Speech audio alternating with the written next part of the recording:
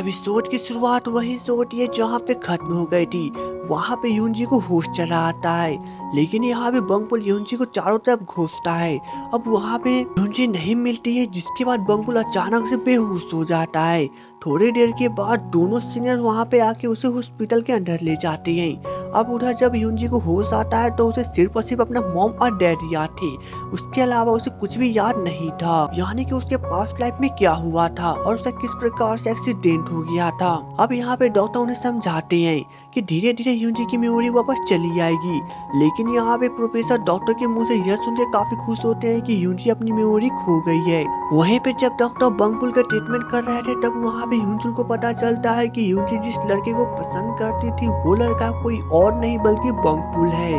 लेकिन वहीं पे प्रोफेसर ये सोच रहे थे कि अब वे यूनजुल के साथ क्या करे। लेकिन जब यहाँ पे अंकल म्यूचुअल को पता चलता है कि बंगपुल हॉस्पिटल में है तो वो वहाँ पे मिलने जाते हैं। लेकिन वहाँ पे दोनों सीनियर्स उन्हें काफी स्टाइल में बताते हैं कि वे बंगपुल के दोस्त और बिजनेस पार्टनर है। लेकिन यहाँ पे जब अंकल म्यूचुअल को ये पता चलता है कि उनका बिजनेस भूत पकाने वाला है तो वे उन दोनों की काफी अच्छी तरह से वाट लगाते हैं। वहीं पे अगले दिन सभी लोग काफी खुश थे क्योंकि यूनजी 5 सालों के बाद कोमा से बाहर निकली थी। अब यहाँ पे जब यूनजी उस रूम से गुजर रहा था तभी वह भीड़ देख के वहाँ पे रुक जाता है और उसे पता चलता है कि वहाँ पे यूनजी है, जिसके बाद वो काफी शॉक्ड हो जाता है और वो दौड़ते हुए जाके बंगपुल को बताता है और साथ में बताता है कि यूनजी 5 साल बाद कोमा से लौटी है। अब यहाँ पे बंगपुल यह जानने के बाद दौड़ते हुए यूनजी के रूम में जाता है, लेकिन यहाँ पे यूनजी तो पूरी तरह से सब कुछ भूल चुकी थी और वो बंगपुल के बारे में भूल चुकी थी।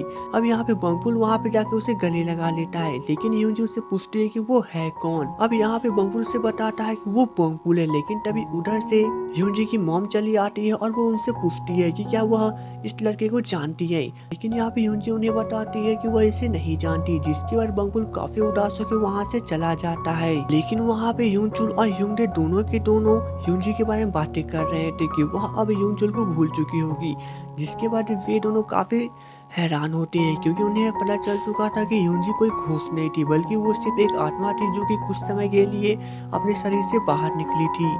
जिसके बाद वो वहाँ के कंपाउंडर्स के पास जाती है और वो वहाँ पे बड़े ही स्टाइल में उससे बातें करने की कोशिश करता है। अब यहाँ पे तो ये लड़की उसे पूरी तरह से पट जाती है।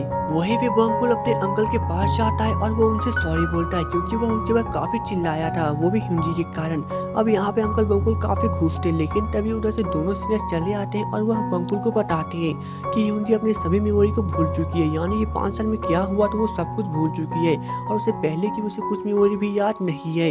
अब यहाँ पे बंगपुल थोड़ा सा और उदास हो जाता है, लेकिन यहाँ पर अंकल म्यूचुअल सब कुछ सुन लेते हैं और वह समझ जाते हैं कि यूनजी अभी जिंदा है, यानी कि वो कोई घोस्ट नहीं है। लेकिन यहाँ पे बंगपुल को काफी खुश होना चाहिए था, लेकिन ये उदास क्यों है।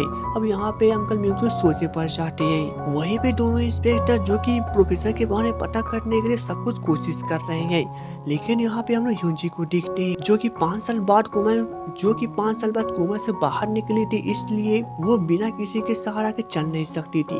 थोड़ी देर के बाद जब यूनजी व्हीलचेयर से बाहर निकलती है तो वह एक आदमी को हेलो कहती है, लेकिन वो घोस्ट थी। अब यहाँ पे हमें पता चलता है कि यूनजी अभी भी घोस्ट को देख सकती है।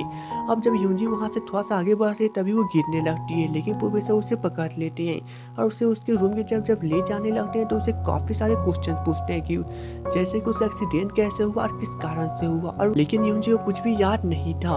अब प्रोफेसर यूनजी को उसके मॉम के पास पहुंचा देते हैं और वे वहाँ से जाने लगते हैं। अब यूनजी तो वहाँ पे काफी खुश होती है क्योंकि प्रोफेसर काफी हैंडसम थे और वो अपनी मॉम से कहती है कि वो बिल्कुल उसी के टाइप के, यानी कि वह उसके लिए परफेक्ट है। थोड़ी देर के बाद बंगपुल यूनजी से मिलने के लिए आता है और वो वहाँ पे उसे सॉरी बोलता है क्योंकि उसे पता नहीं था कि उसकी मेमोरी लॉस हो गई है।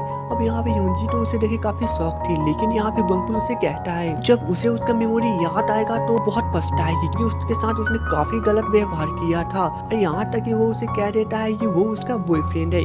अब यहाँ पे यूनजी काफी शॉक्ड हो जाती है, लेकिन बंगपुल आगे कहता है कि वे दोनों साथ में रहते भी थे। अब यहाँ पे तो यूनजी और भी शॉक्ड हो जाती है, लेकिन वह बात को मानने से इनकार इनकार करती है कि वो उससे कुछ भी याद नहीं है। और बंकुल उस वहाँ पे उसका मोबाइल लेके अपना नंबर सेव कर देता है और कहता है कि अगर उसे किसी भी चीज की जरूरी हो तो वो उसे कॉल कर सकती है।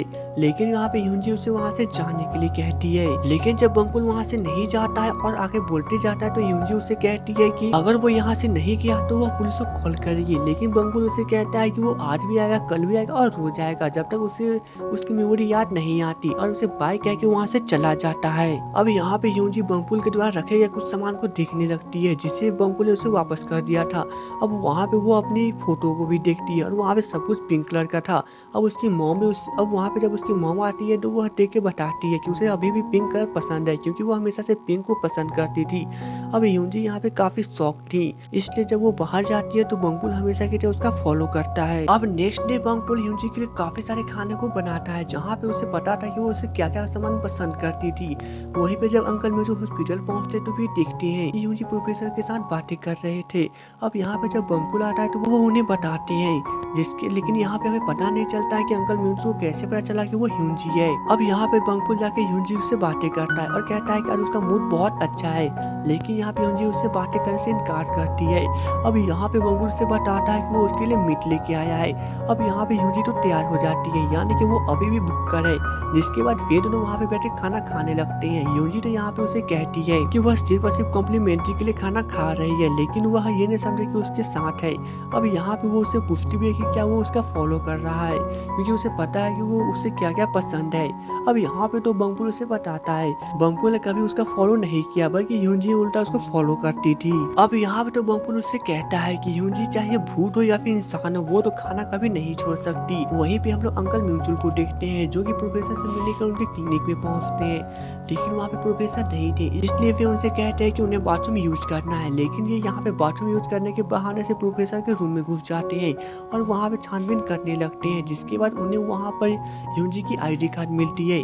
अब जब प्रोफेसर वहाँ पे आते हैं तो दोनों नर्स उन्हें बताती है कि यहाँ पे एक आदमी उनसे मिलने के लिए आया था। जिसके बाद प्रोफेसर अंदर जाते हैं, लेकिन यहाँ पे इन दोनों का आमना सामना हो जाता है और प्रोफेसर उनसे कहते हैं कि ये तो वॉशरूम नहीं है।